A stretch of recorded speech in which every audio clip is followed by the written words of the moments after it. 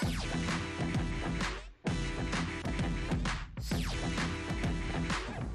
morning and welcome to Fitness Friday. I'm here today with Tracy Granada, the Director of Group Fitness at Bay Athletic Club. How's it going, Tracy? I'm good, Teresa. Good morning. Good morning. So Tracy's here to tell us a little bit about the core and how important it is to all of your exercises. Tracy? Yeah. So we have 4 important core muscles. We have our rectus abdominis, so it really goes from our sternum down to our pelvic bone. Okay. Then our transverse that go kind of horizontal and they're really deep. They support basically our pelvis. And then we have our obliques, internal and external, right here at our waistline. And then we have our erector spinae, which is our back. Okay. So believe it or not, your core isn't just ab work. It's not all up here. It's not just here, it's here, and it's also our back. Okay. And the reason why we really want a strong core in everyday life isn't just so we can have 6-pack abs, although that would be great, right? That would be but wonderful. It's really our foundation for any sort of functional movement that we do, from carrying in our groceries out of our car into our house, from picking up our kids and twisting and rotating, to just maintaining a tall posture. Right.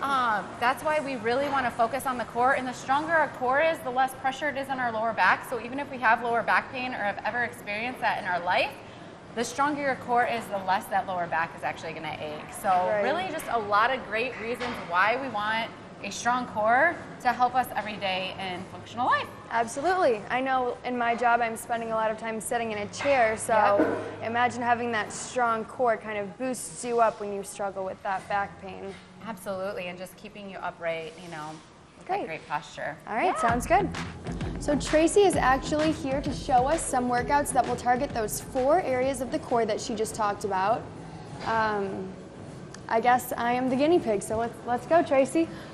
All right, Teresa, if I can just have you lay on your back. We're going to target our rectus first, which you remember is from the top of the sternum down to the pelvis. Okay. We're going to work on your basic crunch. So I'm going to have Teresa take her hands behind her head, fingertips gently touching back.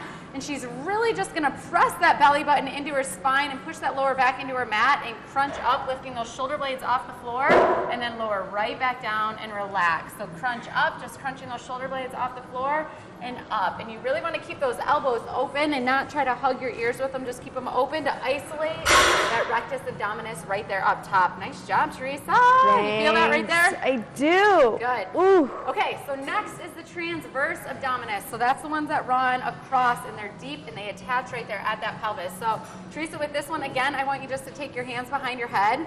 All right, and I want you to take a pelvic tilt. So it's so important that that lower back is glued to the bottom of your mat. So you're going to tuck your pelvis under right there, keeping your head, neck, and shoulders relaxed on the ground. Pelvis is tucked under, lower back is glued to that mat. I want you to draw your right knee into your chest and then kick it out away from you. Should I keep this one long or down? So keep one foot on the floor, one foot on the floor. No, bent, knee bent. Yep, and then draw your other left knee there into your chest. And then good, kicking it away, keeping that lower back planted on the ground, and then bring it in. Good. So transverse, it's really deep. I hope you're feeling it around that pelvis, deep inside. Good, and kick away. And again, the lower you're kicking that leg, the harder it is. So to make it a little bit easier, that leg's just gonna stay up a little bit higher. So great job, nice work. Okay, all right. Obliques, let's sit yourself up. And I want you to lay over there on your left side. Okay, left side or right side? Okay, let's do the right side so the people can see. Right side, yep. Okay, you're gonna take your right elbow under your shoulder, and we're gonna come into a side hover here. And I want you to extend this left leg out, keeping that right knee bent. And I want you just to lift your hips up off the floor. So as you can see, Teresa has a space between her hips and the floor right here. Now to make it harder, she's gonna extend this right leg out.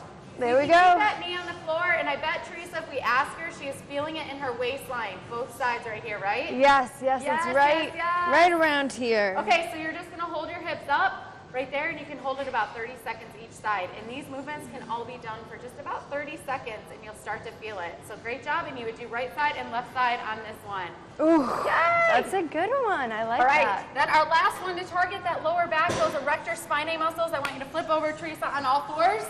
Hands under your shoulders, knees right there under your hips. If you had a glass of water balancing right here on your back, it would surely balance. Okay. So I want you to, right here, take your right arm off the floor and balance. Good, and then bring it back down. Good, so this is a level 1, right arm out and balance. Abs pulled in nice and tight. You start to feel it in that back. Oh yeah. And again, right arm out.